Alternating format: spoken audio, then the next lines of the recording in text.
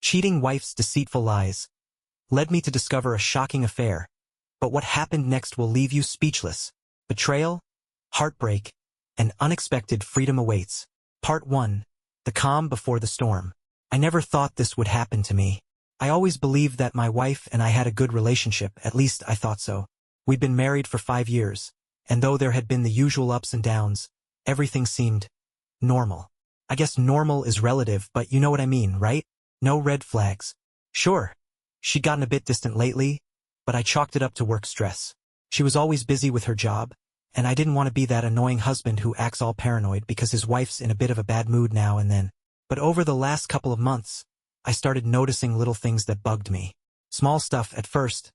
She'd start leaving her phone face down when we were eating together, something she never did before. Then, she'd take long showers at weird times, or sometimes leave the house under the guise of running errands at strange hours, only to come back an hour later looking different. But, being a guy, I didn't want to jump to conclusions. Maybe I was overthinking. That's what I kept telling myself. After all, people get busy. I wasn't exactly blameless, either. Work had been crazy for me, too. Still, that gnawing feeling in my stomach never went away. Something was off. Part 2. The discovery. It all came crashing down one night when I got home earlier than usual from work. I didn't think anything of it. I was just hoping to have a quiet evening together. But when I walked in, the house was silent. No TV, no music, nothing. I called her name, but there was no response. It was a little weird, so I started walking through the house to see if she was in the bedroom or maybe the kitchen. Then, I noticed something strange in the living room. Her phone, sitting on the coffee table, unlocked. Now, I'm not the type of guy to snoop. I've always trusted her, at least I did. But there was this little voice in my head telling me to check it. And I'm not proud to say this, but I did. I picked it up and saw a string of text messages that made my stomach drop. It wasn't even the content of the texts themselves, it was the timing. She'd been texting some guy, and the messages were too friendly, too intimate. It was clear this wasn't some just a friend situation. I scrolled through more, and it became painfully obvious. She had been lying. I didn't even need to read any further to know what was going on. I felt a rush of heat and nausea in my chest. The worst part? There were messages that showed her covering for her whereabouts, telling me she was working late when she was clearly with him. The lies were right there, spelled out in black and white. And what hurt the most? How easily she had deceived me. I couldn't even remember the last time I'd felt this betrayed. Part 3. The confrontation. I wasn't sure what to do with the phone in my hands. My mind was spinning, but I knew one thing. I had to confront her. I didn't want to jump to conclusions, but the evidence was right there. So I waited.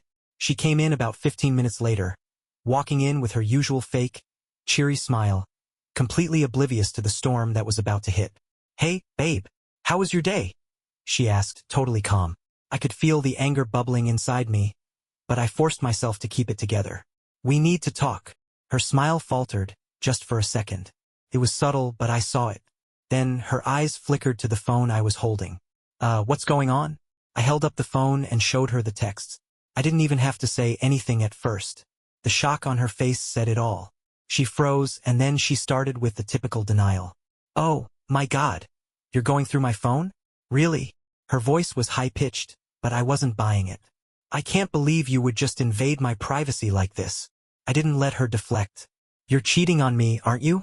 Her face went blank for a moment, then quickly masked it with anger. "That's so typical. You always jump to the worst conclusions. It's just a friend. Okay? Just a guy I work with. You're so insecure. I can't even talk to anyone without you thinking I'm doing something wrong." I could feel my heart racing. "Really? A friend? Do you think I'm an idiot? You've been lying to me for months. Months. And you think I'm just supposed to believe it's nothing?" She rolled her eyes, clearly irritated now. "God, you're so dramatic. Why are you doing this right now? I was just getting some emotional support. Okay? You're always so busy with work, and I didn't know how to talk to you about it." Emotional support? That's what she was calling it? My brain couldn't even process her words because I was so stunned by how easily she was spinning this into something I was supposed to feel guilty about. I couldn't even respond at first. I just stared at her, my brain trying to connect the dots. She was really going to lie about it. Just like that. Part 4. The emotional impact. I could feel my chest tightening, like someone was squeezing the life out of me. My hands started shaking. This was supposed to be the woman I trusted the most, the one person I thought I could always count on. But here she was, standing in front of me, completely lying through her teeth. I tried to calm myself down, but I couldn't. The anger, the hurt, it was overwhelming. All I wanted to do was yell at her, call her out on every single lie, every single moment she'd spent betraying me. But something inside me just froze. My emotions were so tangled up that I couldn't even form a coherent sentence. So I did the only thing I could think of. I left. I grabbed my jacket, slammed the door behind me, and just started walking. I didn't care where. I just had to get away from her. My mind was racing, the shock still setting in, and all I could think was how could she do this to me? I ended up at a bar about 10 minutes from the house. I don't even know why I went there, but I needed some space. I ordered a drink, trying to calm my nerves, but every time I thought about what I'd just seen, I felt this wave of nausea. It was like I was watching my whole life crumble in front of me, and I had no idea how to fix it. That's when the texts started flooding in. At first, I ignored them, but then one caught my eye. It was her, apologizing, saying she was sorry I had to find out this way, and that she never meant to hurt me. She said it was just a mistake, and that she wasn't thinking clearly. I could barely breathe as I read her message. How could she say that? How could she justify what she did like it was no big deal? And then came the bombshell. She said she was really sorry, but didn't want to lose me over something so small. I almost laughed out loud. Small? She was calling it small? It felt like my entire world had been shattered, and she was trying to downplay it. It was in that moment that I realized I wasn't angry anymore. At least not in the way I thought I would be. Instead, I was just numb.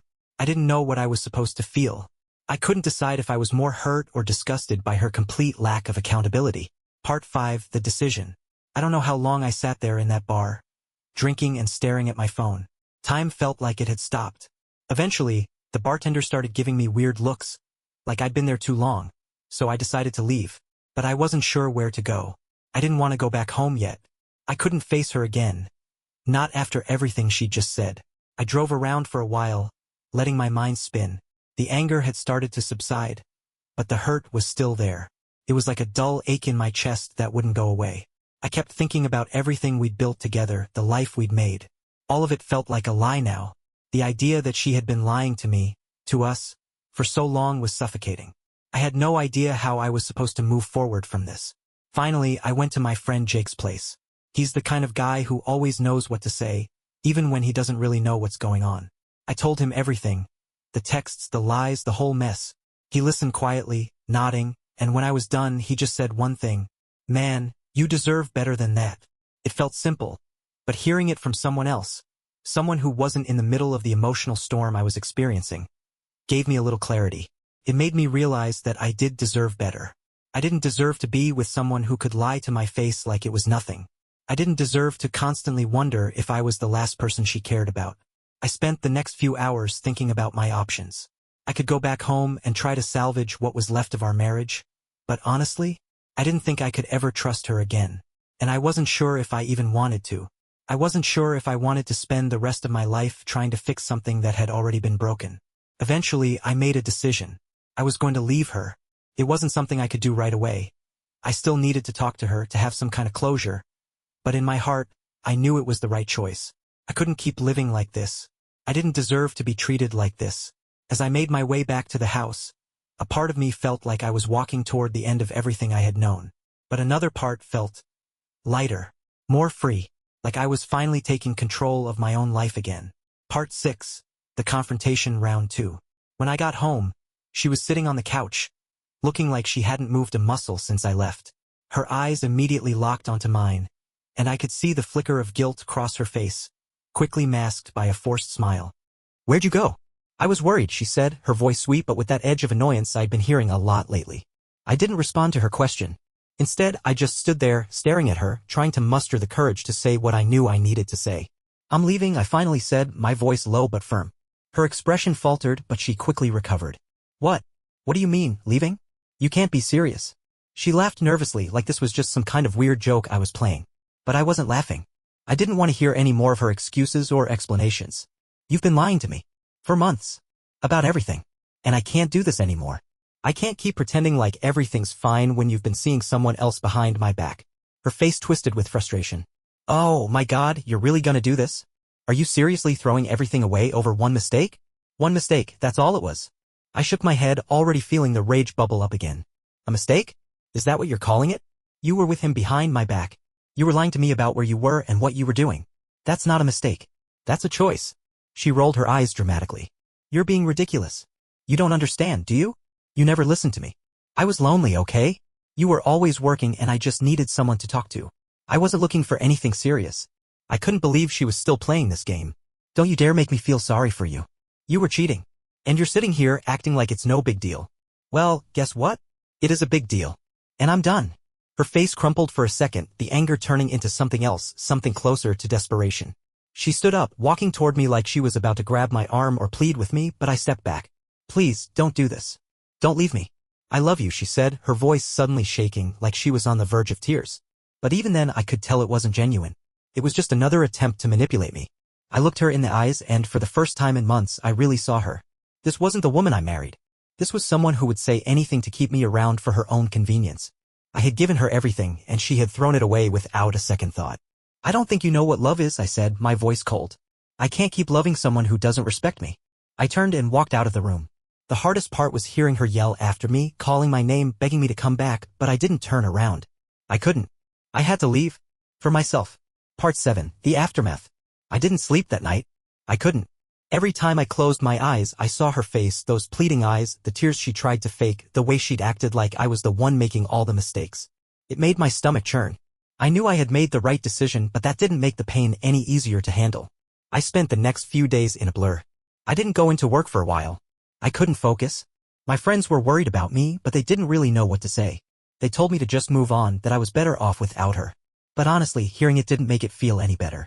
I wasn't sure if I was better off without her yet.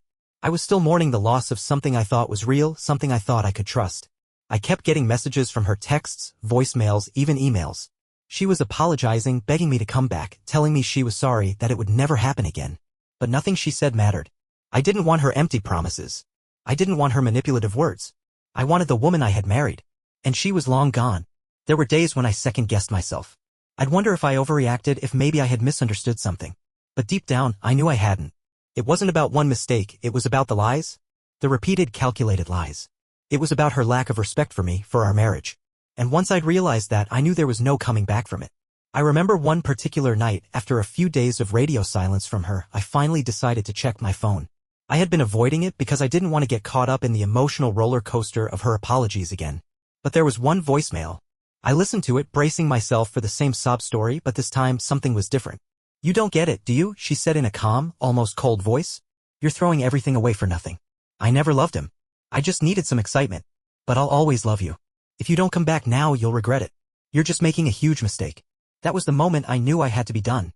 Not because of the betrayal, but because of how she was trying to manipulate me even after everything had fallen apart. The selfishness, the utter disregard for what we had. It was clear to me that she didn't care about my feelings. She only cared about herself. I deleted the voicemail. It was over. And yet, even as I did, I felt this strange sense of relief. It was like a weight had been lifted from my shoulders. For the first time in weeks, I didn't feel suffocated by the chaos she had created. I could breathe again. Part 8. The Grief.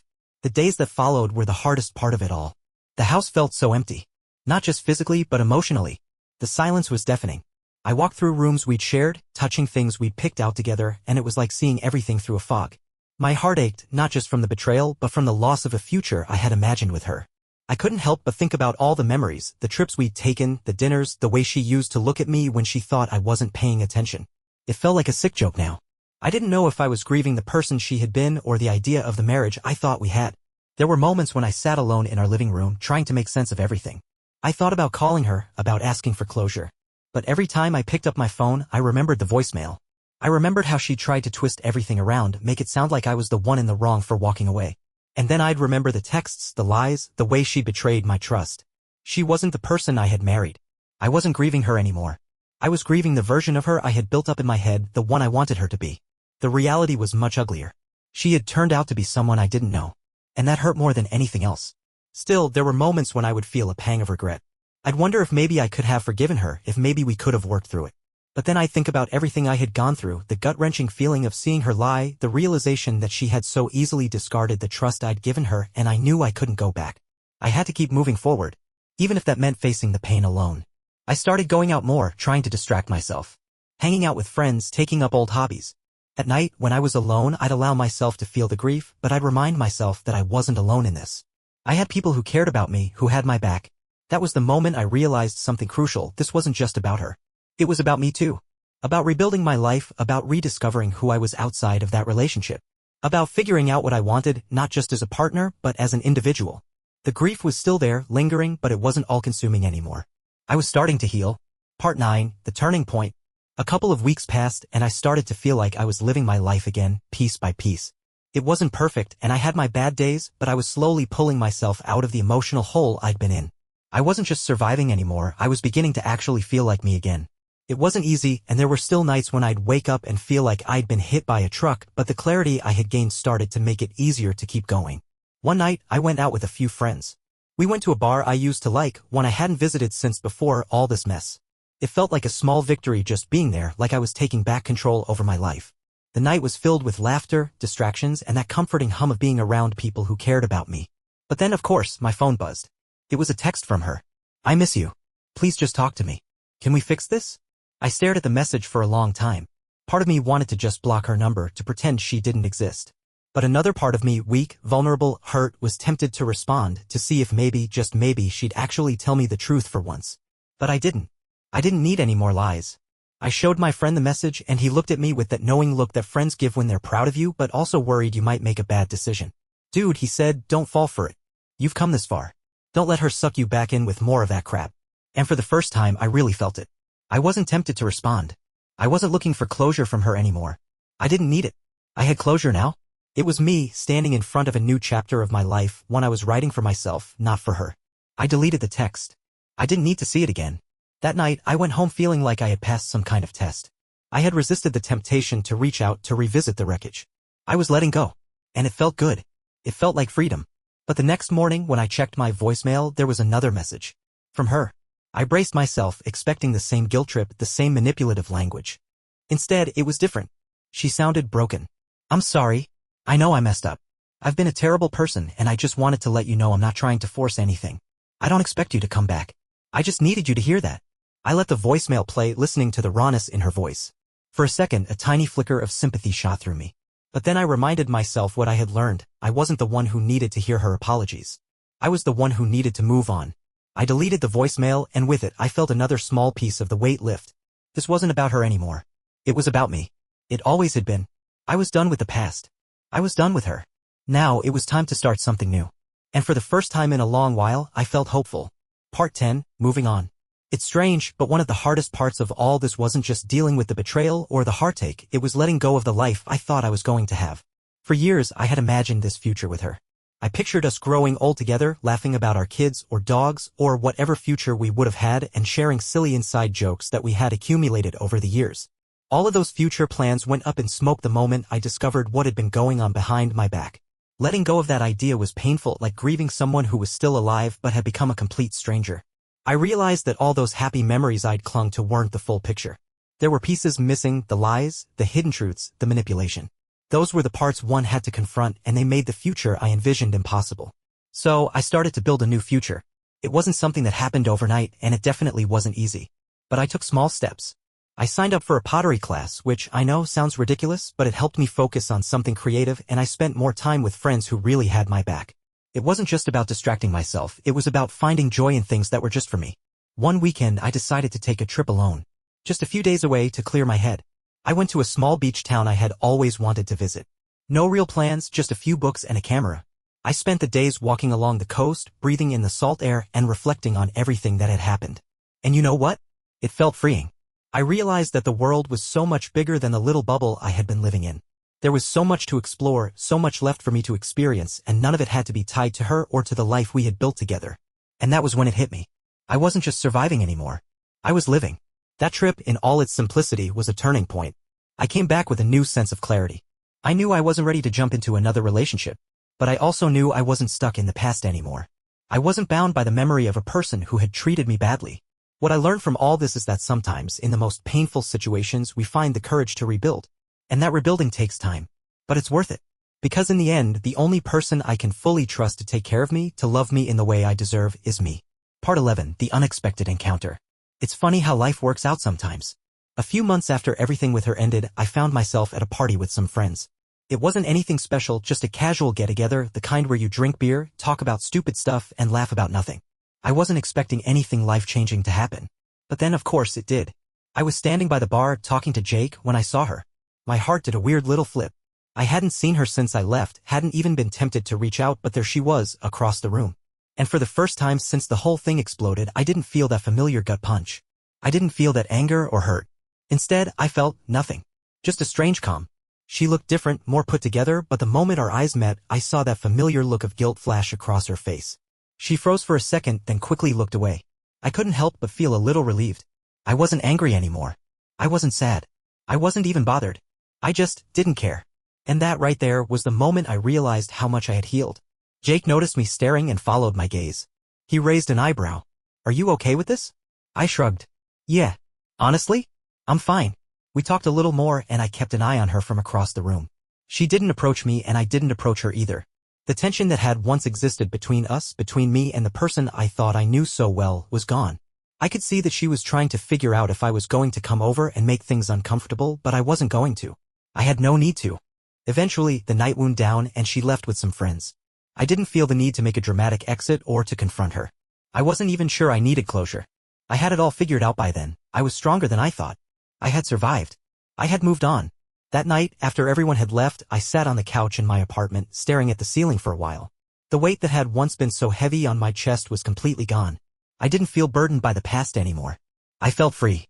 There was no big emotional closure to the story. There was no tearful conversation or grand apology. Sometimes, the best closure is just realizing that you don't need it anymore. And that was enough. More than enough, actually. I wasn't holding on to anything anymore. Not to her, not to the memories, not to the hurt. I was holding on to myself, to the person I had become through all of it. And that was worth everything. Part 12. The Long Road to Self-Discovery.